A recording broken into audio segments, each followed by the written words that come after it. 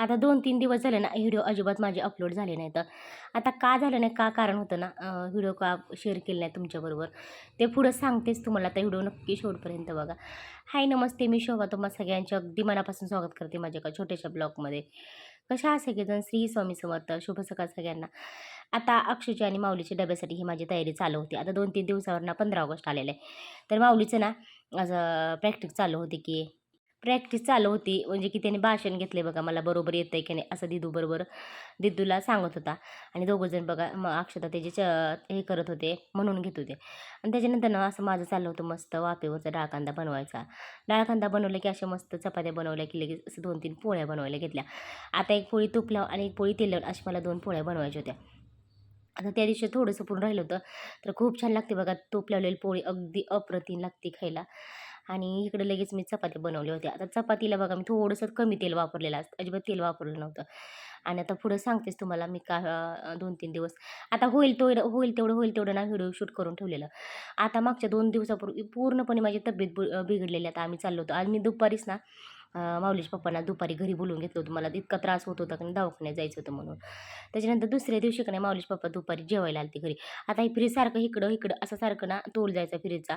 तर ते खालचं स्टँड ना खराब झालं होतं. त्याच्यानंतर आज दुसरं स्टँड आणले माऊलीच्या पप्पांनी. जेवायला येताना दुपारी ना, तर लगेच बघा त्यांचं स्वतः एकट्यानेच लगेच बसवून घेतलं स्टँड. आणि लगेच तिथलं थोडंसं साफसफाई करायला चालू होतं. तर हे पूर्णपणे स्टँड ना खराब झालं होतं. आता अजिबात बसतच नव्हतं. फ्रीज झाला होता मोठा आणि स्टँड झालं होतं बारीक, असं झालं होतं. ते ना 8:30 पावणे 9 वाजले बघा. आज सकाळपासून ना माऊलीच्या पप्पांचं असं इथलं सगळं पसारा आवरायचं चालू आहे. आणि ज्वारीचं पीठ संपलेलं, तर ज्वारी सगळी ना काढून घेतली. परत तिकडची कुंडी इकडे ठेवली. आणि आज सकाळपासून ना असं कामं चालू आहे ती. पिल्लांना जागा केली ह्या. आणि सगळी रद्दी. माऊलीची गाडी पण विकायला लागला वय. हा का सायकल पण माऊली रडल आता सायकल ऐकल्यावर. मग काय सायकल कशा विकायला लागलाय? सायकल नका विकू. तर माझं हे पहिलेच बघा सुरुवातीला ना एक स्टँड आणलं होतं. ते स्टँड पण मोडलं. जास्त दिवस काय त्याचा वापर झाला नाही. त्याची रिंग लाईट तशीच आहे, पण स्टँड मोडलेलं आहे. झालं का हो ह्याच्यावरचं ते डबडं नाही का?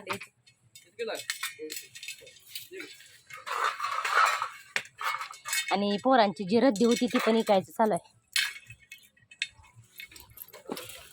तर ही बघा आमच्या लग्नातली भांड्याची जाळी. तर दुसरी जाळी आणल्यामुळे ह्याचं ना सगळं वेल्डिंग तुटलेले, त्यामुळे मी दुसरी जाळी घेतली. आता बाहेर ठेवल्यामुळे सगळे पावसाने भिजून तसे खराब झालेले आहेत. या आतले एवढे चांगले राहिले.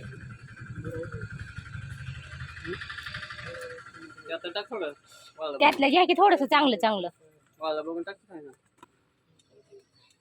इकडे पलीकडे बघा की थोडंसं तो का ती वाळलंच आहे. हा थोडंसं पावसात ती पिशवी भिजली. दुपारचे ना 1:30 वाजलेले बघ. आज रविवार असल्यामुळे पण इतकं निवांत काम चाललंय का नाही, भरपूर असं. तर तिकडं चादर वगैरे धुतलेली. आज रविवार असल्यामुळे बघा जास्त कपडे धुतलेले, उशीच्या खोळा टॉवेल वगैरे. आणि आज स्वयंपाकाला सुट्टी. तर कारण आज सांगते तुम्हाला सगळ्यांची एकादशी. आज खिचडीच बनवलेली फक्त. तर इकडं माझं ना भांडी वगैरे तशीच येतं. आणि आता श्रावण महिना लागतंय ना, त्याच्यामुळं माझं थोडंसं घरातलं साफसफाई करायची चालू आहे. तर गॅस शेगडी वगैरे घासायचं पुसायचं असं चालू आहे. आणि भरपूर सारं ना त्या दिवशी मी बर्फी बनवलेली, तर भरपूर आवडली सगळ्यांना. तर अजून एकदा बनवायला लावली मला, तर आवडली पोरांना भरपूर. असं गोड माऊलीला तर बघा गोड पदार्थ एवढं आवडते का नाही, भरपूर असं. तर मला हे ना सगळं खोबरं धुवून घ्यायचं आहे. तर हे बघा असं हे जी नारळाचं केशर वगैरे असतं ना, त्याचं हे सगळं चिटकलेलं आहे. चला आता सगळं स्वच्छ धुवून छोटे छोटे काप कट करून मिक्सरला बारीक करून ना अजून एकदा परत वडी बनवायला घ्यायची मला. आणि त्याच्या अगोदर ना हे कांदे बटाटे वगैरे सगळं निवडून ठेवलं. आणि आपलं गॅसची शेगडी घासायचे. आता घासायची म्हणून ना मी आता सकाळी काय पुसली नव्हती बरं का. फरशी वगैरे पुसायला घ्यायची मला. तर सकाळपासून ना असं हे ढगाळ असं वातावरण आहे. आता पिल्लांना असं गवत बांधायला मी चालू केले. अजिबात ऊन वगैरे काय सुद्धा नाही बरं का. आत्ता थोडंसं बघा, आत्ताच ऊन पडलेलं आहे. मी म्हणते की नाही तोपर्यंत ऊन पडलं थोडंसं. एवढं गरम व्हायला लागलं की असं वाटायला लागले उन्हाळाच आहे काय की.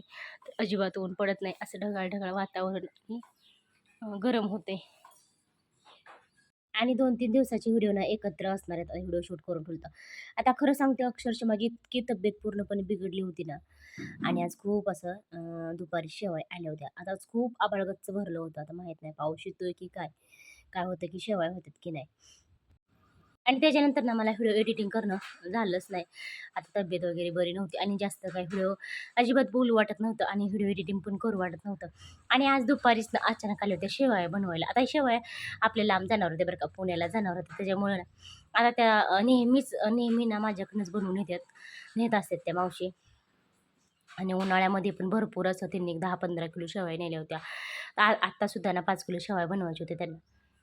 आणि आता बघा अचानक आले. आता ते म्हणले, "मला काही सुद्धा सांगायचं नाही. आज तू बरी असो अगर नसो, पण मला आज तू शेवाळीच बनवून पाहिजे, दिलंच पाहिजे मला. आज शेवाळीच बनवून दे."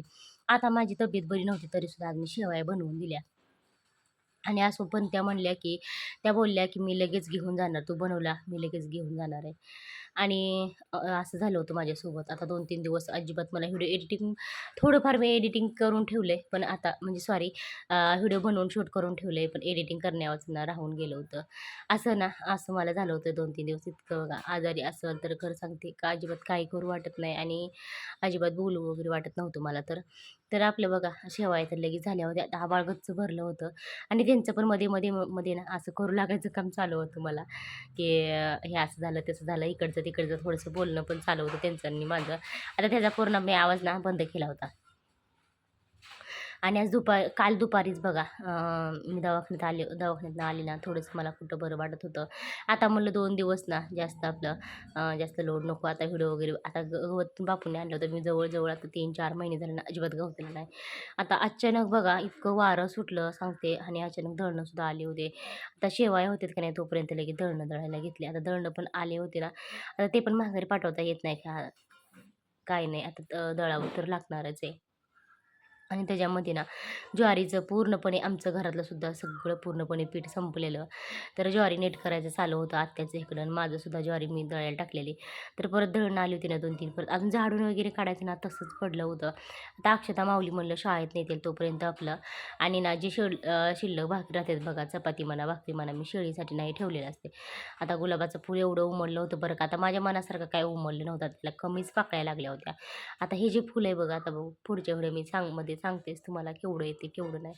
आणि इकडं पण ना लाल गुलाबाला पण असं छोटे-छोटे ना कळ्या आल्या होत्या. आता त्याचे पण कसं उमलतात फुलं काय माहीत नाही ते पण. आता हे आणि एक मनामध्ये बघा मला एवढं टेन्शन आलं. आता हे कळीकडे बघते पण असं मावा पडला होता ह्याच्यावरती. आता काय करू हे पण कळत नव्हतं.